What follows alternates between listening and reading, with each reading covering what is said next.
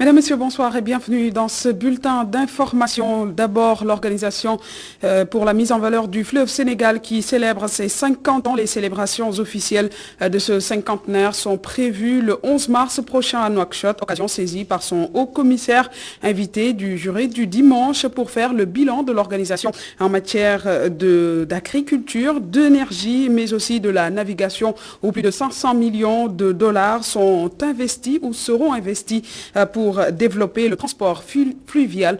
La synthèse d'Abdourahmane Ly.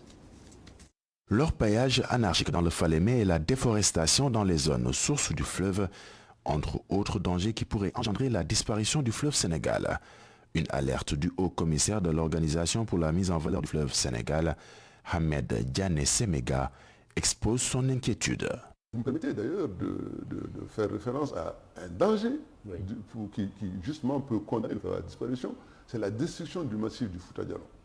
Parce que c'est là que vient le fleuve. C'est là où se trouvent les têtes de source des fleuves. Vous savez, le fleuve, il coule en pente. Mais à partir de la source géographique du fleuve à Bafine, qui est le principal affluent, est déjà sèche. Les têtes de source, qui sont différentes zones où l'eau jaillit et donc coule à travers la pente, sont en danger parce que les populations, malheureusement, procèdent à une déforestation massive. En ce sens, le haut-commissaire de l'OMVS invite les populations des 4 pays membres de l'organisation à prendre conscience des énormes potentialités du fleuve Sénégal qui doivent les inciter à le préserver. Parmi celles-ci, le transport fluvial sur lequel justement l'OMVS travaille à développer. Plus de 300 milliards de francs CFA seront investis dans ce domaine. La construction du port fluvio-maritime de Saint-Louis, la construction du port fluvial à Bididi, le chenal fait 905 km et les escales en Mauritanie. Ça c'est pour le volet navigabilité. Navigabilité. Il faut draguer le fleuve aussi. Parce que vous avez le problème aussi, c'est que le fleuve, c'est ensablé. Et ensablé, nous avons rétabli la navigation saisonnière. En rétablissant la navigation saisonnière, pendant les hautes eaux, on peut naviguer de Saint-Louis à Bididi. Mais l'objectif de base, c'est de faire en sorte que 12 mois sur 12 de l'année, on puisse naviguer. Et la deuxième phase du projet va concerner le transport minéralier. La maîtrise des eaux du fleuve a permis l'aménagement de 212 000 hectares de terre sur les 408 000 hectares possibles dans la zone et dont les 120 000 hectares sont à ce jour exploités grâce notamment aux barrages de Diamant et de Manantali, en croire le haut commissaire de l'OMVS. Dans le domaine de l'électricité, Ahmed Diané Séméga explique que c'est près de 1000 milliards de francs CFA, dont 350 milliards de francs CFA de bénéfices pour le Sénégal, que la mise en valeur du fleuve a généré en 20 ans. Notons également que l'OMVS est nominé au Nobel de la paix. Le haut-commissaire affiche un grand optimisme. Ahmed Diané Séméga espère que 2022 sera l'année du sacre pour l'invité du JDD. Il n'y a aucun doute, l'OMVS est un champion en matière de paix bleue à travers le bassin du fleuve Sénégal qui regroupe le Mali, la Mauritanie, et la Guinée et le Sénégal. Écoutons ses propos au micro de Mahmoud Ibrakan. Pour nous, ce serait à la fois, je pense, la consécration, comme je vous l'ai dit, de cette vision d'intégration, de construction de la paix. Parce que pour moi, et je le professe, mais humblement, la paix, d'une manière générale, peut être conditionnée, doit être, on va dire, fabriquée, passez-moi l'expression, à partir des bassins hydrographiques. Si vous regardez une carte du monde, vous regardez les bassins hydrographiques, vous comprendrez le sens de ma démarche.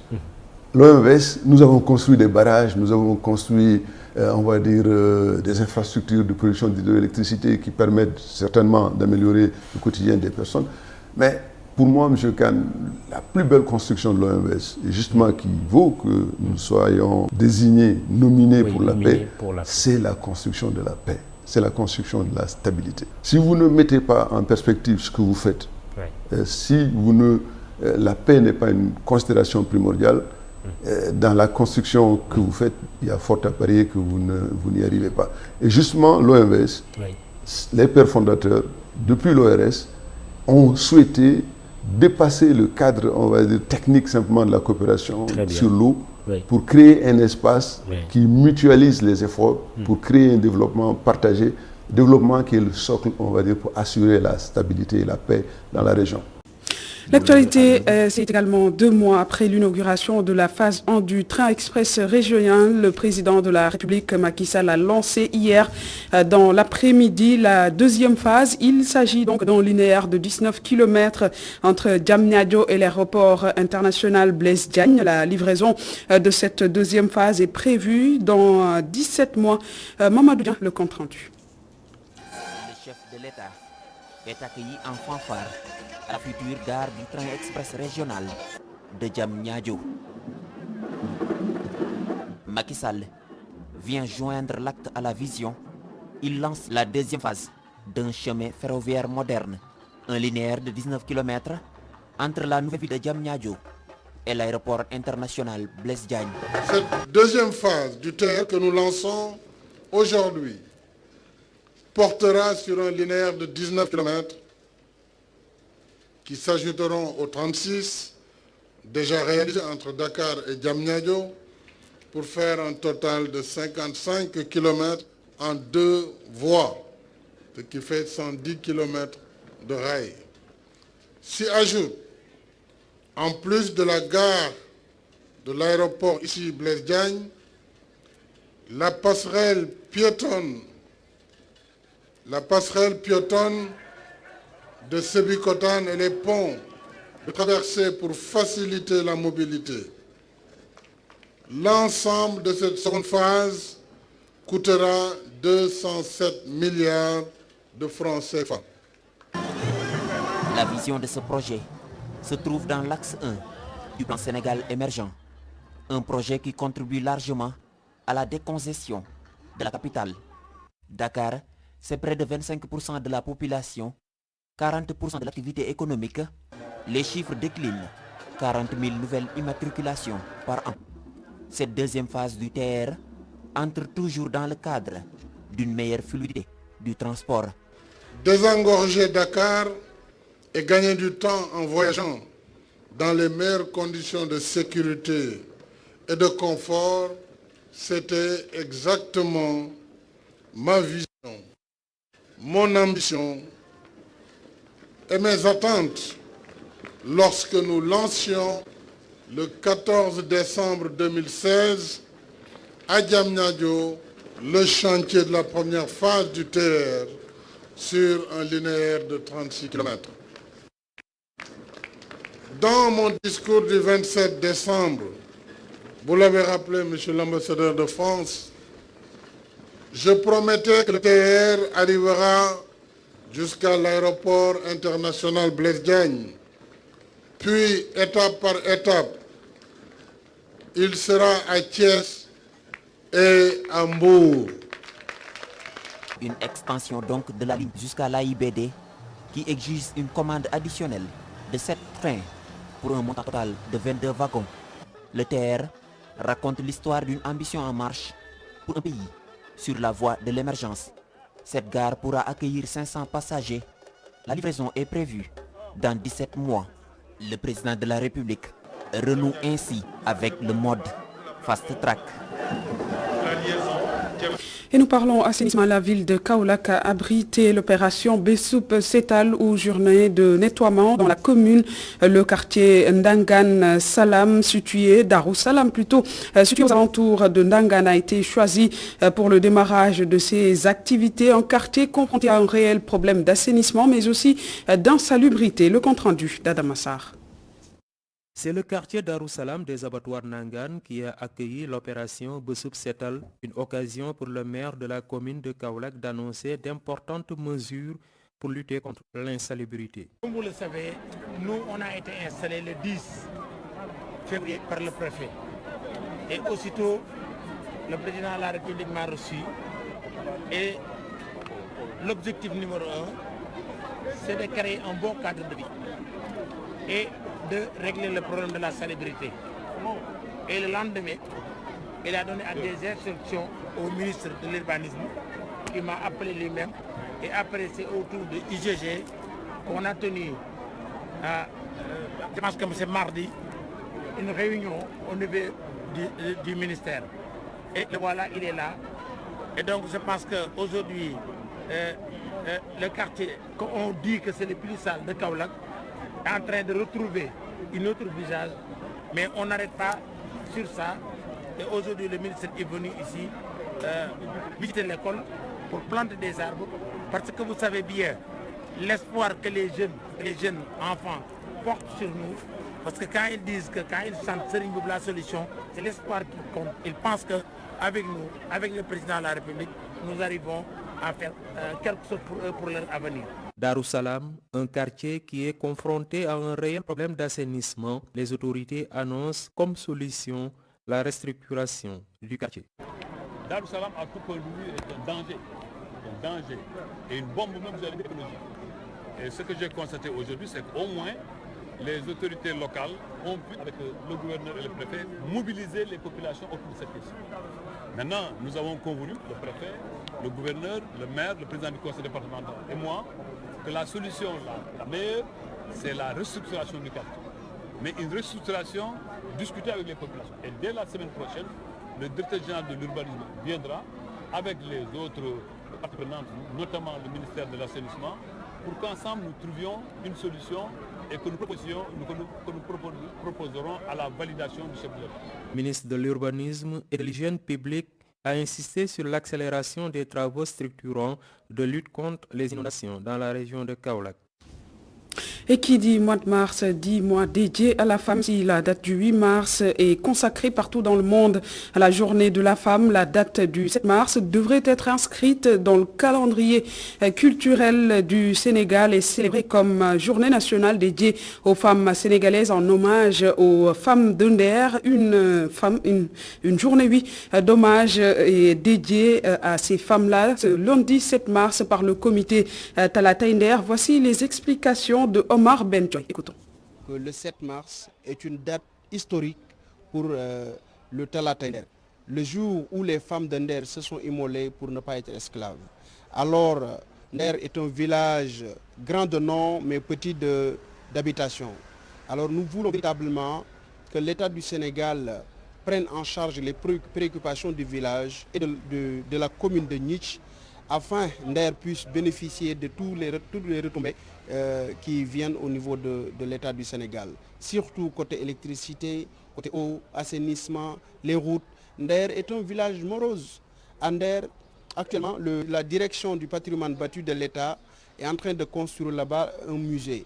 Et ce musée-là, nous voulons vraiment que les travaux finissent afin les visiteurs, les touristes puissent venir à Nder, visiter, qu'il y ait des retombées qui peuvent servir le village et la commune de Gnitch. Donc nous lançons un appel solennel au président de la République, M. Macky Sall, d'insérer dans le calendrier culturel du Sénégal le 7 mars comme une date à laquelle tous les Sénégalais d'ici et de la diaspora viendront célébrer, commémorer le 7 mars à Nder. Nous allons organiser la fête le 7 mars à Nder, le lundi prochain. Alors cet appel est à l'endroit de tous les Sénégalais. Les femmes à l'honneur toujours. La Sénégalaise Mariama Silla, fondatrice de la marque Djongoma, a été retenue dans la sélection des agricultrices du monde, une plateforme internationale d'excellence qui récompense l'originalité et l'innovation dans les productions agricoles à travers le monde, destination ou distinction plutôt qu'elle doit à ses produits à base de baobab. Mariama Silla au micro d'Iradio. Djongoma est solidaire responsable sénégalaise et nous sommes dans la transformation des produits locaux en produits cosmétiques et alimentaires bio. Ce que fait Djongoma, c'est que dans chaque localité, nous avons des femmes collectrices de matières premières. Par exemple, si on prend la région de Kédougou, nous avons à Salémata et dans les villages environnants des femmes qui nous collectent le karité, le baobab, ni moringa. Si on part dans la région de Kaolack, nous travaillons avec des femmes dans certains villages comme Guerro. C'est avec elles qu'on fait la culture de fleurs d'hibiscus bio. Si on part à Kébémer et tous les villages environnants comme Ngiranen et ainsi de suite. C'est elles qui nous font nos femmes collectrices de soump, d'atier du désert. Si on part à Poutou, elles collectent la figue de Barbarie, etc. Ce que l'on fait à travers le Sénégal. On espère l'élargir de plus en plus, mais pour l'instant, c'est ça qu'on fait. Et donc, on était ici aujourd'hui au Salon de l'Agriculture où on a eu l'honneur d'être choisi parmi la sélection des agriculteurs du monde, ce qui était un grand honneur pour nous. Et ce qui nous a valu ça, c'est le produit Baobab, avec lequel on fait la poudre de Baobab, on fait notre huile de Baobab, on fait des tourteaux alimentaires pour le bétail. On fait aussi des produits d'autres alimentaires dérivés tels que des bonbons et autres. C'est donc ça ce qui nous a valu cette sélection parmi les agriculteurs du monde. Voilà, donc on redédie cette sélection à toutes les femmes collectrices de matières premières de Baobab à Salémata et dans les villages environnants. Éducation, le concours national de dictée a été clôturé au Lac Rose où 30 candidats des 16 inspections d'académie ont composé l'IA de Dakar et de Louga. Elles sont sorties vainqueurs à l'issue de l'épreuve. Les 2 filles premières vont représenter le Sénégal au Canada. Babacar Seck, compte rendu. Ce sont les inspections d'académie de Dakar, suivies de celles de Louga, qui sont sorties vainqueurs du concours national de dictée PGL organisé au Lac Rose par l'IA de Rufisque. Sur les 30 candidats qui ont représenté les 16 inspections d'académie du Sénégal, 2 filles sont sorties vainqueurs. Les meilleurs en dictée se retrouvent aujourd'hui pour désigner les meilleurs au niveau national. Après une dictée qui est vraiment très difficile, après les tests aussi qui permettent de pouvoir faire la différence en termes d'ex-aequo. Il y a 2 filles qui sont sorties majeures après cette dictée. C'est ces 2 filles qui viennent de Dakar, de l'Académie de Dakar et de l'Académie de Louga. De la 31e édition, le sous-chef d'état-major général des armées a tenu à réitérer l'engagement de l'armée auprès de l'école sénégalaise. Cela s'inscrit dans la continuité de ce que nous avons initié il y a quelques années, avec les inspections d'académie, avec les inspections d'éducation et de la formation, avec les centres régionaux de formation des personnels d'éducation, les CRFPE, pour produire un document que nous avions intitulé à l'époque « Éducation à la citoyenneté en milieu scolaire ». Et vraiment, c'est donc un plaisir pour nous de nous retrouver ici pour marquer notre solidarité et notre contribution à l'œuvre de construction nationale à travers l'école sénégalaise.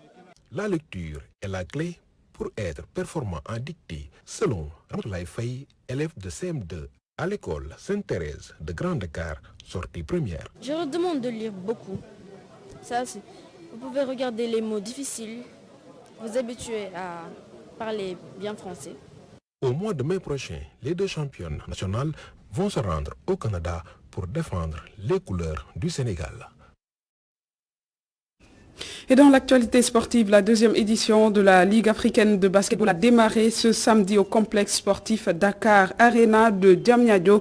Et c'est le Duc Dakar Université, club représentant du Sénégal, qui a ouvert le bal face au SLAC de la Guinée. Et ils se sont inclinés 70-85. Les nombreux rebonds offensifs perdus n'ont pas facilité la tâche aux étudiants. Voici Abel Abdourahman Diop au micro de Saïkou Seydi. Oui, ça ne peut pas s'expliquer dans la mesure où, comme je l'ai dit tantôt, c'est le basket et nous avons mal entamé le 3e quart-temps et nous avons perdu de plusieurs points et c'est pour ça qu'au finish, on ne pouvait pas recoller le score. Et je les félicite de passage et j'encourage aussi mes coéquipiers. Un peu de regret parce qu'on voulait gagner ce match d'ouverture et vous savez bien, dans une compétition, gagner le premier match, c'est très important. On a perdu beaucoup de rebonds offensif, défensif et ça paye cash au basket.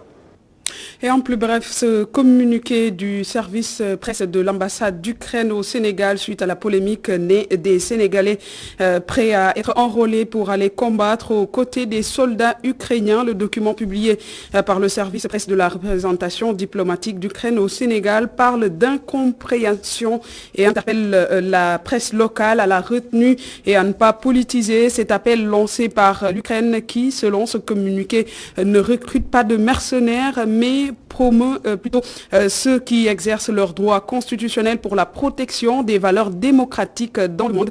Le document souligne l'engagement de l'Ukraine au respect strict de la législation nationale du Sénégal et n'agira en aucune manière à son encontre.